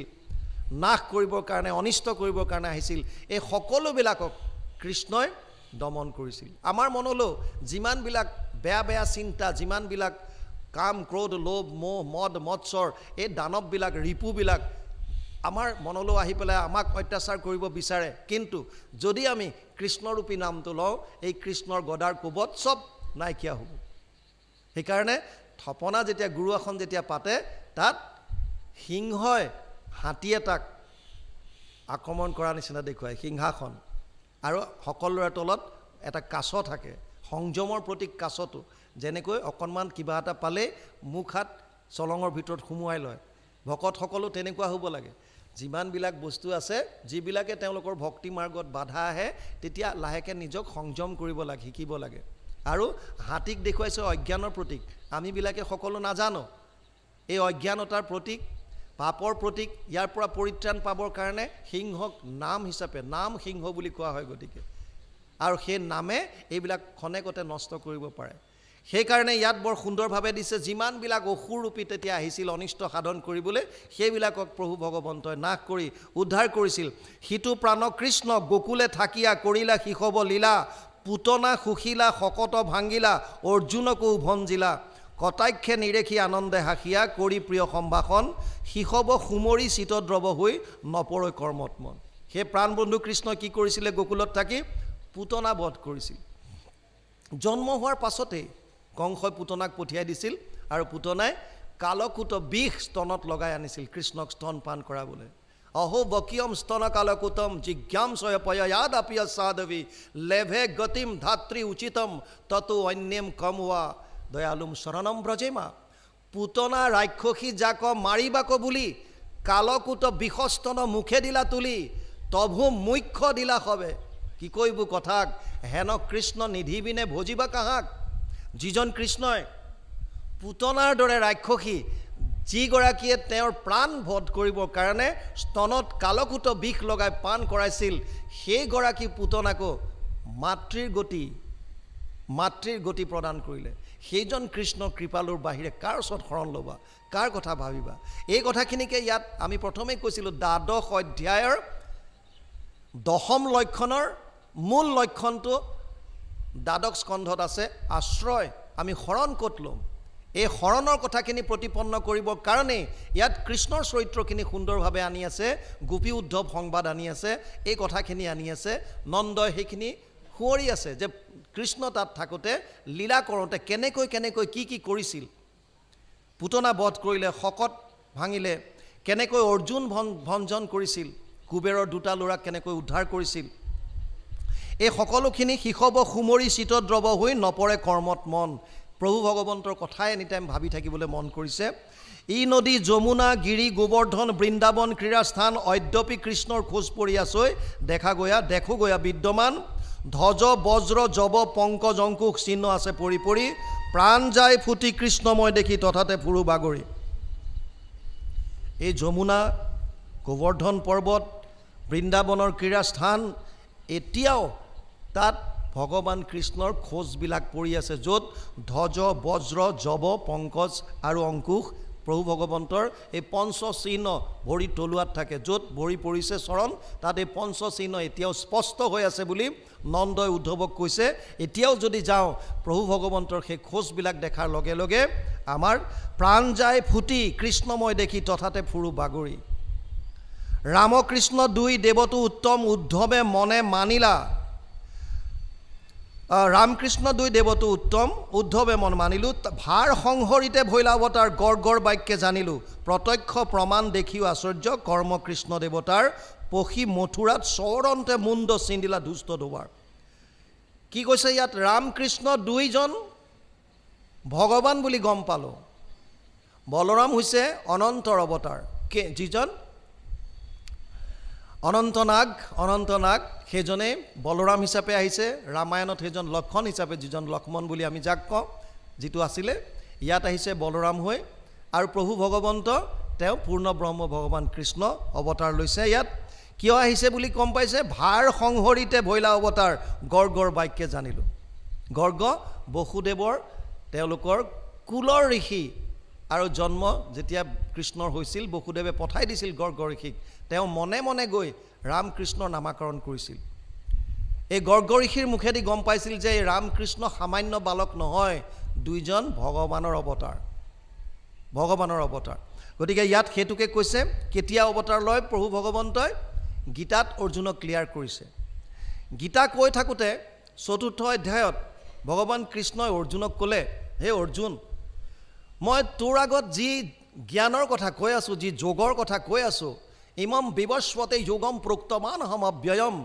বিবস্বান মনুৱে প্ৰাহু মনু ইচ্ছাকয় ব্ৰবীত এবং পৰম্পৰা প্ৰাপ্তম ইমম ৰাজৰ্ষয়ো বিদু সকালে নেহ মহতা যোগনস্ত পৰম তপ। ৪ৰ্থ অধ্যায় ১ম আৰু ২য় শ্লোক। হে অৰ্জুন, তোৰ ওচৰত মই যি জ্ঞানৰ কথা কৈছোঁ, এই জ্ঞান মই বহু আগত সূৰ্যক কৈছিলোঁ। বিবস্বান অদিতিৰ পুত্ৰ সূৰ্যক কৈছিলোঁ। বিবস্বান মনুৱে প্ৰাহু, আৰু তাৰ কি কৰিলে? এই সূৰ্যই মনুক ক'লে, মনুৱে ইক্ষাকুক ক'লে, আৰু এনেকৈ ক্ৰমাগতভাৱে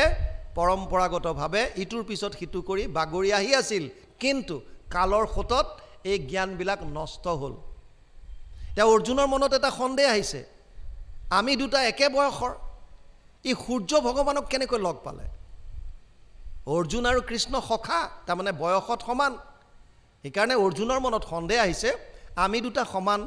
আকৌ মোক কৈছে প্ৰভুৱে যে মই সূৰ্যক এয়া জ্ঞান দিছিলোঁ। তেতিয়া অৰ্জুনে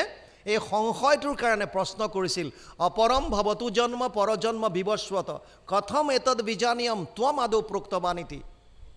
৪ৰ্থ অধ্যায় ৪ নম্বৰ শ্লোক গীতা। হে সখা, তোমাৰ মোৰে জন্মটো একেবাৰে এতিয়াৰ, অপৰম ভৱতু জন্ম অলপ দিনৰ আগতে, পৰজন্ম বিবস্বত সূৰ্যৰটো বহুত আগৰ। তে মই কেনেকৈ মানি ল'ম যে তুমি সূৰ্যক জ্ঞান দিছিলা বুলি? তেতিয়া ভগৱান কৃষ্ণই অৰ্জুনক তেওঁৰ অৱতাৰৰ বিষয়ে কয়। কি কয়? বহু নিমে ব্যতীতানি জন্মানি তব চা অৰ্জুন তানি অহম বেদ সৰ্বাণি না ত্বম বেত্থ পৰম তপ। ৪ৰ্থ অধ্যায় ৫ নম্বৰ শ্লোক গীতা। হে অৰ্জুন, তোৰে মোৰে আগতেও বহুবাৰ জন্ম হৈছে, তোৰ সেইবিলাক মনত নাই, কিন্তু মোৰ সকলো মনত আছে। মই কেতিয়া অৱতাৰ লওঁ? यदा यदा हि धर्मस्य ग्लानिर्भवति भारत अद्भुत्यानम धर्मस्य तदात्मानं सृजम्यहम परित्राणाय साधूनां विनाशाय च दुष्कृतां धर्म संस्थापनार्थाय सम्भवामि युगे युगे। এই দুটা শ্লোক ৪ৰ্থ অধ্যায় ৭ আৰু ৮ নম্বৰ ইমানেই পপুলাৰ, প্ৰায়বিলাক ৰিজনেল আঞ্চলিক ভাষালৈ অনুবাদ হৈছে। আমাৰ হিন্দীত অনুবাদ কৰিছে, जब जब होते हैं धर्म की हानि बढ़े असुर अधम अभिमानी तब तब धरे प्रभु विविध शरीरा हरहि सदा सज्जन भव पीरा। অসমীয়ালৈ অনুবাদ কৰিছে, চৰাচৰ গুৰু ঈশ্বৰ কৃষ্ণৰ জন্মৰ শুনা কাৰণ সাধু সমস্তৰ ধৰ্ম ৰক্ষা হৈব নাখিব দুষ্ট দুৰ্জন। মহন্তসকলে ইটো জন্ম কৰ্ম শুনিবে গাইবে মুখে তিনিও তাপক এতেকে নিস্তৰি পাইবে মুখ্য মহাসুখে তিনিটা তাপৰ কথা পাতিছিলোঁ আদি দৈবিক আদি ভৌতিক আধ্যাত্মিক তিনিও তাপক এতেকে নিস্তৰি পাইবে মুখ্য মুক্তি পাব কিয় যে কৃষ্ণৰ লীলা সেইকাৰণে তেওঁ অৱতাৰ লয় এতিয়া ইয়াত কৈছে ভাৰ সংহৰিতে ভৈলা অৱতাৰ গৰ্গৰ বাক্যে জানিলোঁ মোক গৰ্গই কৈছিলে ঋষিমুনিয়ে তেতিয়াই কৈছিল প্ৰত্যক্ষ প্ৰমাণ দেখিও আশ্চৰ্য কৰ্ম কৃষ্ণ দেৱতাৰ পখি মথুৰাত চৰণতে মুণ্ড চিন দিলা দুষ্ট ধোবাৰ যেতিয়া তেওঁলোক অক্ৰূৰৰ লগত যায় মথুৰালে অক্ৰূৰলেতো কৈছিল যে যদিও কৃষ্ণক সকলোখিনি কৈছে নন্দ আৰু যশোদাক কৈছে যে তাত মল্লযুদ্ধ হ'ব সেইটোৰ কাৰণে দৰ্শন কৰিবৰ কাৰণেহে কৃষ্ণক মাতিছে কৃষ্ণৰ লগত গোপসকলো গুচি গ'ল আৰু তেওঁলোক যোন যেনেকৈ আছিল তেনেকৈ গুচি গ'ল এতিয়া গৈ যেতিয়া মথুৰা পালেগৈ সন্ধিয়া সময়ত কৃষ্ণই ক'লে যে খুৰা তুমি যোৱা আমি আজি কংসৰ তালে নাযাওঁ আমি ইয়াতে থাকিম সেইবুলি ওচৰতে থকা এখন বনৰ ওচৰত তেওঁলোকে ৰাতিটো কটালে এতিয়া দেখিছে গোপসকল যেনেকৈ গৰু গাই চৰাই আছিল তেনেকৈ চব গুচি আহিছে কোনো কাপোৰৰ চিজিল শৃংখলা নাই ইফালে নেক্সট ডে মেলা মল্লযুদ্ধ হ'ব গোটেই ৰাজঘৰৰ মানুহ থাকিব সেইকাৰণে ভগৱানে ভাবিলে যে ইহঁতকো অলপমান বস্ত্ৰ পিন্ধাই দিয়া ভাল হ'ব তেনেকুৱাতে এটা ধুবিয়ে বস্ত্ৰ ধুই ধুনীয়াকৈ টোপোলাটা কৰি আনি আছে তাক সুধিলে যে ক'লে নিয় এই কাপোৰ বোলে ইয়াৰ ৰজা ঘৰৰ এই আমাক অলপ দে তেতিয়া ধুবিটোৱে মানা কৰিলে আৰু মানা কৰি যেতিয়া কটাক্ষ শব্দ ব্যৱহাৰ কৰিলে এটা চৰ মাৰি এই ধুবিৰ ডিঙিয়ে ছিঙি পেলালে এতিয়া আপোনালোকে জানিব বিচাৰে যে কি হ'ল প্ৰথম প্ৰৱেশ কৰিয়ে ধুবিটোক মাৰিলে এতিয়া আমাক বহুতে কয় যে এই ধুবিজন কোন আছিল যিজনে ৰামায়ণৰ দিনত যাৰ কাৰণে সীতাক বনবাস দিবলগীয়া হৈছিল যিটো ধুবিয়ে কৈছিল যে মই ৰামচন্দ্ৰ নহয় তোৰ দৰে পত্নী এগৰাকী বেলেগৰ লগত থাকি অহাৰ পিছত গ্ৰহণ কৰিম ধুবিটোৰ ঘৈণীয়েক এৰাতি নাইকিয়া হ'ল ক'ত গ'ল ঠিক নাই পিছদিনা আহিছে যেতিয়া তেতিয়া ক'লে যে মই সেই ৰামচন্দ্ৰ নহয় যে লংকাত ইমান দিন থকাৰ পাছত আকৌ গ্ৰহণ কৰিবলৈ তই য'ত যেনেকৈ ৰাতি আছ মই গম নাপাওঁ ক'ত কেনেকৈ আছ গতিকে তোক মই ত্যাগ কৰিলোঁ এই কথাটো ৰামচন্দ্ৰই মনে মনে ৰাজ্যত ভ্ৰমণ কৰি সকলোৰে খবৰ লৈ থাকোঁতে কৰ্ণত পৰিল আৰু এইকাৰণে ভাবিলে প্ৰজাৰ মোৰ প্ৰতি দৃষ্টিকোণটো ভাল নহয় সেইকাৰণে সীতাক বনবাস দিলে এতিয়া ভকতসকলে কয় যে সেইজন ধুবিয়ে এইজন ধুবি দ্বাপৰত আহিছে গতিকে প্ৰথমে গৈ তেওঁৰ মুণ্ড চিন দিলে এতিয়া ইয়াত সেই কথাটোকে কৈছে পখি মথুৰাত চৰণতে মুণ্ড চিন দিলা দুষ্ট ধোবাৰ তিনি তালমান ঘোৰ ধনুখান বজ্ৰময় যমদণ্ড লীলায়ে টানিয়া মাজতে ভাঙিলা হস্তি যেন অক্ষুখণ্ড কংসৰ এখন ধেনু আছিল কংসক আগতেই সাৱধান বাণী শুনাইছিল যিদিনাই যোনেই তোৰ এই ধনুখন ভংগ কৰিব তাৰ হাতত তোৰ প্ৰাণ যাব সেই ধনুখন যেতিয়াই যাৰ যোনে ভাঙিব তাৰ হাতত তোৰ প্ৰাণ যাব আৰু ভগৱান কৃষ্ণটো তেওঁ অন্তৰ্যামী সকলো জানে গতিকে খেলা ধূলা কৰি কৰি য'ত সেই ধনুভাগ আছে ধনুৰ য'ত সুন্দৰভাৱে ৰাখিছে তাত পালেগৈ আৰু প্ৰহৰীসকলক ইফালে সিফালে কৰি ফুচুলাই মেলি গৈ ধেনুখন উঠাই চাই তাত যেতিয়া ৰছীডাল লগাবলৈ চালে ধেনু ভাগি গ'ল তাৰ পাছত প্ৰহৰীবিলাকে মাৰিবলৈ অহাত সেই ধনুৰ দুটা খণ্ড লৈয়ে ৰাম আৰু কৃষ্ণই সকলোকে মাৰি পিটি শেষ কৰিলে কংস ইফালে ধনু ভগাৰ শব্দ শুনিয়ে গম পালে যে মোৰ কাল ইতিমধ্যে মথুৰাত আহি গ'ল ইয়াত সেইকাৰণে কৈছে লীলায়ে টানিয়া মাজতে ভাঙিলা হস্তি যেন ইক্ষু খণ্ড যেনেকৈ হাতীয়ে কুঁহিয়াৰ ভাঙি দিয়ে ঠিক তেনেকুৱাকৈ ধেনুত মাজতে ভাঙি পেলালে অযুত হস্তিৰ বল ময়মত্ত মাতংগ কংস নৃপক পৰম লীলায়ে বধিলা জিমতে মাৰিলা সিংহে মৃগক 7 বৰিষৰ শিশু কৃষ্ণ বাপে ধৰিলা তুলি মন্দৰ যেন বেংগ চাটা চোৱালে ধৰন্ত নলাগে কিছু ভাগৰ ইয়াত কৈছে অযুত হস্তিৰ বল আছিল কংসৰ গাত কংসলে চবেই ভয় কৰে অজস্ৰ বল আছিল অযুত হাতীৰ বল সেই কংসকো পৰম লীলায়ে বধিলা জিমতে মাৰিলা সিংহে মৃগক যেনেকৈ সিংহই মৃগ এটা হৰিণ এটা বধ কৰে তেনেকৈ আলাসতে বধ কৰিলে কাক কংসক অযুত হাতীৰ বল যাৰ আছিল 7 বৰিষৰ শিশু কৃষ্ণ বাপ ধৰিলা তুলি মন্দৰ কৃষ্ণৰ লীলা দেখুৱাইছে ইয়াত 7 বছৰ মাত্ৰ কৃষ্ণই নিজৰ ঐশ্বৰিক শক্তি কৃষ্ণৰ অৱতাৰত সম্পূৰ্ণ দেখুৱাইছে 7 বছৰ বয়সত গোবৰ্ধন পৰ্বত দাঙি পেলাই 7 দিন 7 ৰাতি ধৰি ৰাখিছে 7 দিন 7 ৰাতি সেইকাৰণে ক'লে 7 বৰিষৰ শিশু কৃষ্ণ বাপ ধৰিলন্ত তুলি মন্দৰ যেন বেংগ চাটা চোৱালে ধৰন্ত নলাগে কিছু ভাগৰ প্ৰাণ মাধৱৰ কতেক মহিমা কহিবু বন্ধু উদ্ধৱ দেৱ অসুৰক হেলে জিনি আছে যতেক দুষ্ট দানৱ কিমান কম আৰু তেওঁৰ লীলাৰ কথা দশমৰ আদি ভাগত কৃষ্ণৰ বিভিন্ন লীলা আপোনালোকে পাব এয়াতো এতিয়া আমি পাৰ হৈ গলো প্ৰথম অৱস্থাত গোটেইখিনি শিশু কৃষ্ণৰ লীলাখিনি সুন্দৰভাৱে বৰ্ণনা কৰিছে আদি ভাগটোত কৃষ্ণৰ শিশু লীলা আপোনালোকে অৱতাৰৰ পৰা বুলি বিভিন্ন লীলা পাব ইয়াত বিভিন্ন তাৰ তাত্ত্বিক কথাও আছে আমি জাষ্ট কথাখিনি আগতে বুজি লৈছো যে কি আছে ন ইয়াত বলিষ্ঠ অৰিষ্ট অঘবক কেশী ধেনুক বৎস প্ৰলম্ব এহি গকুলত লীলায়ে ঘাটিল নভৈল কিছু বিলম্ব হেন প্ৰাণ কৃষ্ণে ভৈলহু বঞ্চিত তেজি গৈল নাৰায়ণ এতেক বোলন্তে প্ৰেম উপজিল মজিল কৃষ্ণতে মন যিমানবিলাক অঘবক কেশী ইত্যাদি গকুলতে লীলা কৰি পেলাই আৰামতে সকলোবিলাক বধ কৰিলে আৰু ইণ্টাৰেষ্টিং কথা গোকুল বৃন্দাবনত থকালৈকে ভগৱান কৃষ্ণই কোনো অস্ত্ৰ ধাৰণ কৰা নাছিল তাত কোনো অস্ত্ৰ লৈ মৰা নাই কেৱল হাতেৰে সব বধ কৰিছে ইয়াত লীলা কৰি পেলাই সকলো বধ কৰা বুলি কৈছে হেন প্ৰাণ কৃষ্ণে ভৈলহু বঞ্চিত সেইজন কৃষ্ণৰ পৰা আমি এতিয়া বঞ্চিত হ'বলগীয়া হৈছে তেওঁ মথুৰালৈ গৈ নহা হ'ল সেই বুলি চিন্তা কৰাৰ লগে লগে এতেক বোলন্তে প্ৰেম উপজিল মজিল কৃষ্ণতে মন কৃষ্ণ গুণগণ স্মৰণতে দেখে মাত্ৰ কৃষ্ণময় তনু পুলকিত কণ্ঠকো নিৰোধী নেত্ৰ নিৰ্ঝুৰয় আৰু কৃষ্ণৰ কথা নন্দই উদ্ধৱক কৈ থাকোঁতে কৃষ্ণৰ কথা কওঁতে শোকে খুন্দা মাৰি ধৰিছে আৰু হুক হুকাই ক্ৰন্দন কৰিবলৈ ধৰিছে ইয়ালৈকে গৈছে ইয়াৰ পিছত অকণমান উপদেশ আছে বেছি দেৰি কৰিলেও দিগদাৰ আমাৰ তাত মাজতে 90 বছৰীয়া বুঢ়ী মানুহ এজনী কোৰ্টত গৈছে ডিভোৰ্স বিচাৰি জাজে সুধিছে যে আইতা বয়স কিমান বুঢ়ীগৰাকীয়ে ক'লে যে বোপাই মোৰ বয়স 90 মান হ'ল যে কৈছে 90 বছৰ বয়সত আপোনাক ডিভোৰ্স কিয় লাগে বিবাহ বিচ্ছেদ কিয় কৰিব বিচাৰিছে কৈছে বোপাই তই নুবুজিবি মই বহুত কষ্টত আছোঁ তাই বোলে মানুহজন ক'ত কোৰ্টৰ বেলেগ এটা সাইডত দেখুৱাই দিছে কৈছে হৈফালে বহি আছে চকী এখনত লাখুটি এডাল লৈ বুঢ়া এজন বহি আছে হাত কপি আছে তে জাজে সুধিলে অ দেউতা আপোনাৰ বয়স কিমান হৈছে বোলে বোপাই মোৰ 95 মান হ'ল যে 95 বছৰত আপোনাক ডিভোৰ্স লাগে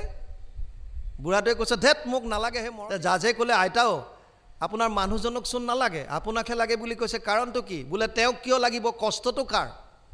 কষ্ট কোনে পাইছে বোলে কি হৈছে কথাটো বুজাই কওক বুঢ়ীয়ে কৈছে বোলে শুন এই মানুহটোৱে মোক যেতিয়াই গালি খপনি পাৰে মই সব শ্ৰৱণ কৰোঁ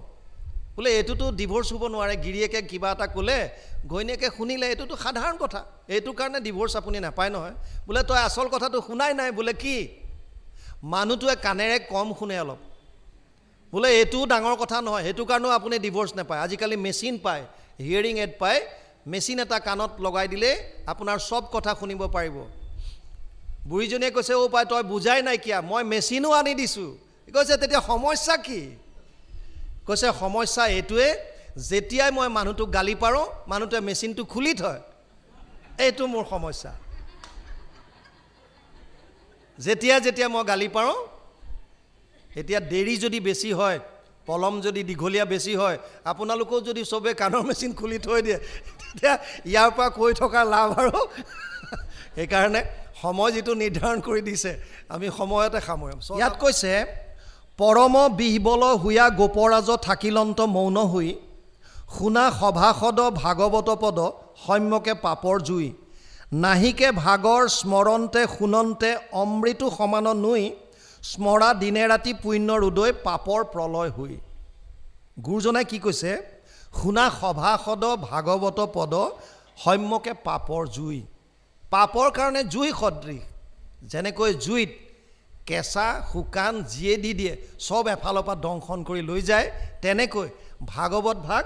জুই সদৃশ পাপ ইয়াত অহাৰ লগে লগে সকলো নষ্ট হৈ যাব সকলো ধ্বংস কৰি পেলাব ভস্ম কৰি পেলাব সেইকাৰণে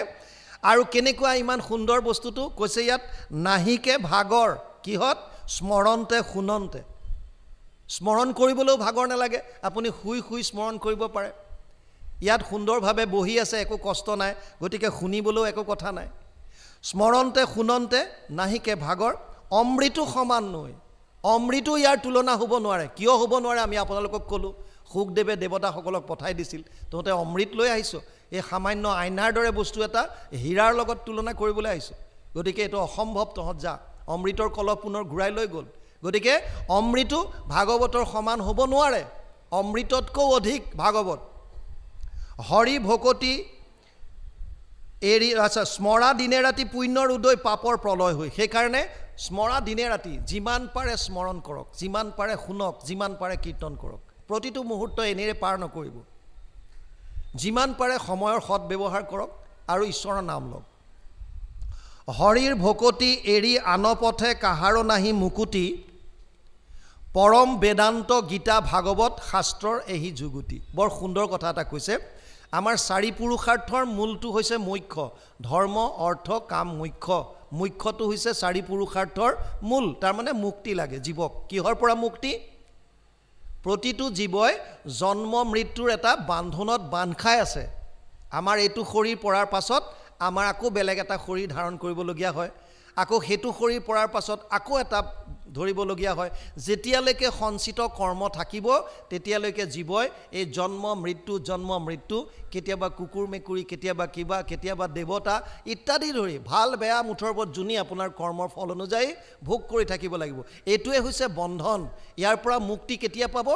যেতিয়া আপোনাৰ সঞ্চিত কৰ্মৰ টোপোলাটো নাশ হ'ব কেতিয়া নাশ হ'ব যেতিয়া কৃষ্ণত একান্ত শৰণ হ'ব গুৰুৰ কৃপাত প্ৰভু ভগৱন্তৰ দয়াত এই সমস্ত বান্ধন যেতিয়া কৰ্মবিলাক নাশ হ'ব তেতিয়া আমি পৰম গতি পাম আৰু এইটো এনেৰে কোৱা কথা নহয় পৰম বেদান্ত গীতা ভাগৱত শাস্ত্ৰৰ হি যুগুতি গীতা ভাগৱত কি মই কালি কৈছিলোঁ যিকোনো কথাৰ প্ৰমাণ লাগে এনেৰে ক'লে নহ'ব যিকোনো কথাৰ প্ৰমাণ দিব লাগিব প্ৰমাণ চাৰি ধৰণৰ প্ৰমাণ আছে এটা হৈছে প্ৰত্যক্ষ প্ৰমাণ মই নিজে শুনিছোঁ মই দেখিছোঁ জ্ঞানেন্দ্ৰিয় পাঁচটাৰ দ্বাৰা প্ৰত্যক্ষভাৱে কৰা কাণৰ দ্বাৰা শুনিছোঁ চকুৰে দেখিছোঁ মুখেৰে মই টেষ্ট কৰি চাইছোঁ মই নাকেৰে শুঙি চাইছোঁ এইটো গোন্ধেই হয় মই হাতেৰে স্পৰ্শ কৰি চাইছোঁ এইটো হয় পাঁচটা জ্ঞানেন্দ্ৰিয়ৰ দ্বাৰা যিখিনি আমি উপলব্ধি কৰোঁ এইটো কৈছে প্ৰত্যক্ষ প্ৰমাণ গতিকে কিবা এটা বস্তু কোনোবাই নিজে দেখিছে কোনোবাই নিজে শুনিছে এইটো প্ৰত্যক্ষ প্ৰমাণ বুলি কোৱা হয় দ্বিতীয়টো হৈছে অনুমান প্ৰমাণ অনুমান কৰি লোৱা হয় যেনে দূৰত আপুনি ধোঁৱা দেখিছে ইয়াৰ পৰা আপুনি ইয়াৰ পৰা অনুমান কৰিছে যে ধোঁৱা আছে যেতিয়া তাত জুই আছে এইটো অনুমান উপমান প্ৰমাণ তুলনা কম্পেয়াৰ কৰে তই নীল গাই দেখিছনে বোলে নীল গাই মই দেখা নাই কেনেকুৱা আমাৰ গাইবিলাকৰ নিচিনা তই কুঁহিয়াৰ খাই পাইছনে বোলে পোৱা নাই কুঁহিয়াৰ কেনেকুৱানো বোলে মিঠা মানে চেনিৰ নিচিনা গুড়ৰ নিচিনা কম্পেয়াৰ কৰি কয় তাৰ মানে গুড় খোৱা মানে কুঁহিয়াৰ খোৱা নুবুজায় চেনি খোৱা মানে কুঁহিয়াৰ খোৱা নুবুজায় সাধাৰণ গাই এজনী দেখা মানে নীল গাই দেখা নুবুজায় গতিকে উপমান প্ৰমাণটো মিছা হ'ব পাৰে অনুমান প্ৰমাণো কেতিয়াবা মিছা হ'ব পাৰে আজিকালি ভাওনাত ভাওৰীয়া ওলালেও ধোঁৱা দিয়ে ফাংচনত গায়কে গান গালেও ধোঁৱা দিয়ে ধোঁৱা দেখিলে জুই নহ'বও পাৰে প্ৰত্যক্ষ প্ৰমাণ শুনা কথাও কেতিয়াবা মিছা হ'ব পাৰে দেখা কথাও মিছা হ'ব পাৰে দ্ৰোণাচাৰ্যই নিজ কৰ্ণৰ দ্বাৰা শুনিছিল অশ্বত্থমা হত কোৱাজন কোন ধৰ্মৰাজ যুধিষ্ঠিৰে কি কৈছিল অশ্বত্থমা হত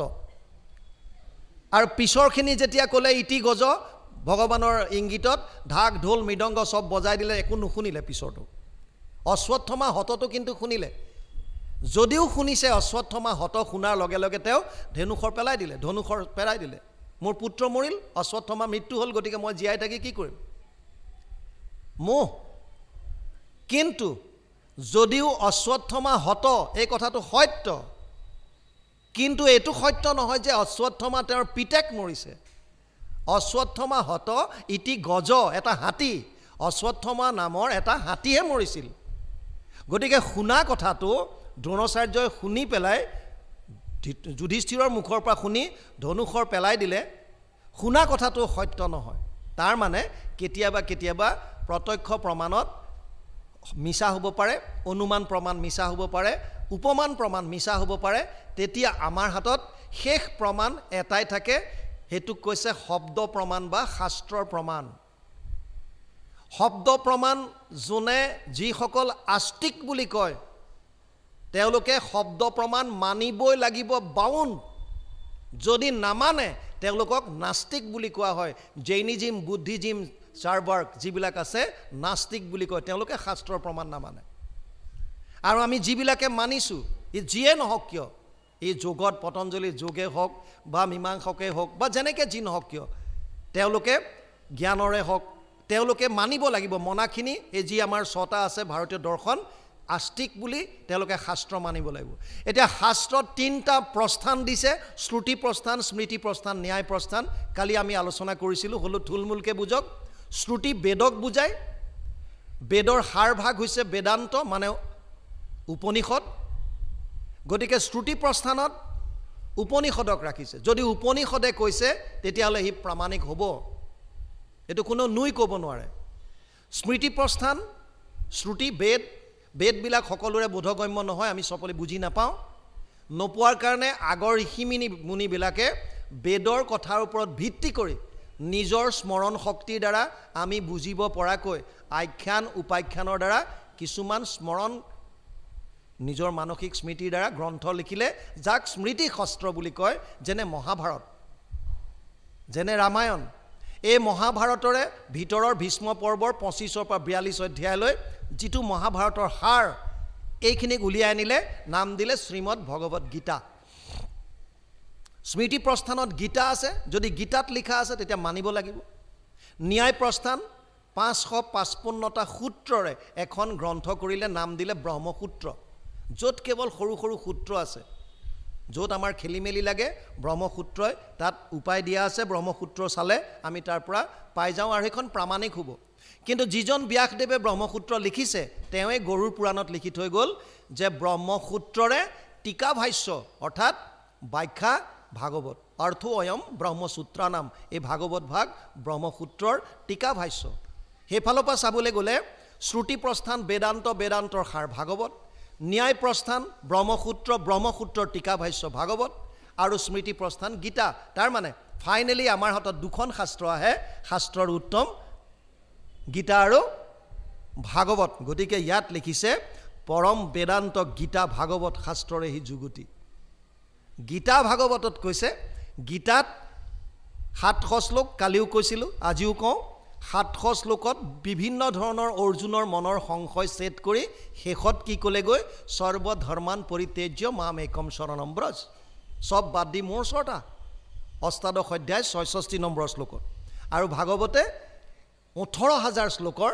শেষত গৈ ক'লেগৈ নাম সংকীৰ্তনম য়স্য সৰ্ব পাপ প্ৰণাশনম প্ৰণাম দুঃখ সমানাত্তম নমামি হৰিম পৰম 12 13 23 দ্বাদশ স্কন্ধ ত্ৰয়োদশ অধ্যায় 23 নম্বৰ শ্লোকত লিখিলে যে নাম সংকীৰ্তনৰ দ্বাৰাই সমস্ত পাপৰ পৰা আমি পৰিত্ৰাণ পাব পাৰোঁ আল্টিমেটলি কৃষ্ণৰ লীলাসমূহ শ্ৰৱণ কীৰ্তনে কলিযুগৰ কাৰণে মুখ্য জ্ঞানে অসহায় ভয় আছয়াতি কৰ্মত বিঘ্নি বিস্তৰ পৰম ভকতি পথত আপুনি সহায় হন্ত ঈশ্বৰ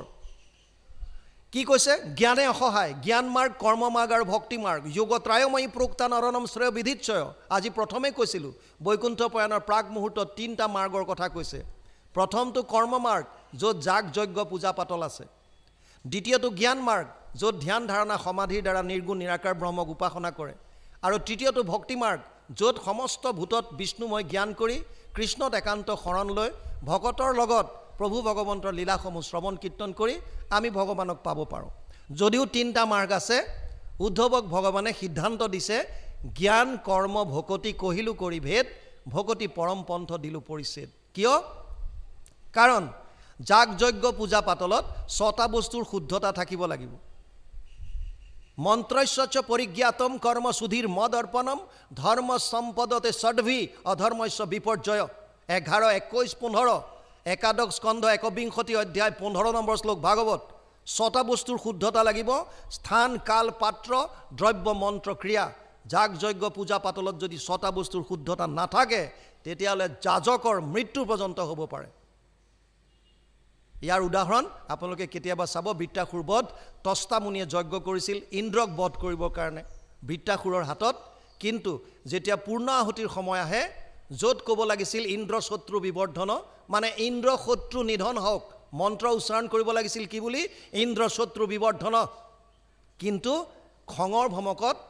মন্ত্ৰত ভুল হৈ গ'ল ইন্দ্ৰস্য শত্ৰু বিবৰ্ধন ইন্দ্ৰৰ শত্ৰু নিধন হওক মন্ত্ৰত ছিদ্ৰ ৰৈ গ'ল ইন্দ্ৰৰ শত্ৰু বৃত্তাসুৰ গতিকে বৃত্তাসুৰ মৰিবলগীয়া হ'ল মন্ত্ৰত ছিদ্ৰ ৰৈ গ'ল কেৱল সব ঠিক আছিল সেইকাৰণে পূজা পাতল যাগ যজ্ঞত যদি ছটা বস্তুৰ শুদ্ধতা নাথাকে তেতিয়ালে গণ্ডগোল আছে আৰু জ্ঞান মাৰ্গত নিৰ্গুণ নিৰাকাৰ ব্ৰহ্মক উপাসনা কৰাটো সহজ নহয় মনৰ ওপৰত কণ্ট্ৰোল লাগিব ইন্দ্ৰিয়ৰ ওপৰত দমন লাগিব সহনশীলতা গুণ লাগিব বিষয়ৰ প্ৰতি বৈৰাগ্য লাগিব চতুষ্টয় সাধনাৰ কথা দিছে শংকৰাচাৰ্যই এইখিনিৰ দ্বাৰাহে পাৰিব আৰু আমাৰ দ্বাৰা ইয়াৰ এটাও সম্ভৱ নহয় সেইকাৰণে দ্বাদশ অধ্যায় ভক্তি যুগত 5 নম্বৰৰ শ্লোকত ভগৱান কৃষ্ণই অৰ্জুনক কৈছে ক্লেশো অধিকতৰস্তেষাম অব্যক্ত অসক্ত চেতসা অব্যক্ত হি গতিৰ দুখম দেহবদ্ভিৰৱাপ্যতে হে অৰ্জুন দেহাভিমানীৰ কাৰণে আমাৰ কাৰণে জ্ঞান যোগ অতি কষ্টকৰ ক্লেশো অধিকতৰস্তেষাম অতি ক্লেশ আছে তাত কষ্ট আছে সেইকাৰণে এটো সম্ভৱ নহয় গতিকে গুৰুজনা ইয়াত লিখিছে জ্ঞানে অসহায় ভয় আছে ইয়াত তাত অলপমান যদি খেলিমেলি হৈ যায় তেতিয়াহলে একেবাৰে তললৈ আহিব লাগিব 1000 বছৰ তপস্যা কৰিও মানুহে পাৰ নাপায় তপস্যা ভংগ হৈ যায় আপোনালোকে পাইছে বহুত তেনেকুৱা কাহিনী অপেশ্বৰী লগত কিবা অলপ সংগতি ৰাখিলে 1000 বছৰ তপস্যা ভংগ হ'ল তেনেকুৱা বহুত কাহিনী দিছে আৰু ইয়াত এইকান কৈছে কৰ্মত বিঘ্নি বিস্তৰ কৰ্মত এই ছটা বস্তু শুদ্ধ নাথাকিলে তেতিয়ালে বিঘ্নি হ'ব পাৰে পৰম ভকতি পথত আপুনি সহায় হন্ত ঈশ্বৰ কিন্তু তাৰ বিপৰীতে ভক্তি মাৰ্গত প্ৰভু ভগৱন্ত নিজে সহায় হয় আপোনাৰ নৌকাখন জীৱন নৌকাখন তেওঁ অনুকূল বায়ুৰ দৰে নিজে পাৰ কৰাই লৈ যাব হেন জানি যত্নে আলাস এৰিয়া গলে বান্ধা হৰি নাম কৃষ্ণৰ কিংকৰে ৰচিল শংকৰে ডাকি বোলা ৰাম ৰাম হেন জানি যত্নে আলাস এৰিয়া গলে বান্ধা হৰি নাম কৃষ্ণৰ কিংকৰে ৰচিলা শংকৰে ডাকি বোলা ৰাম ৰাম ৰাম ৰাম হৰি ৰাম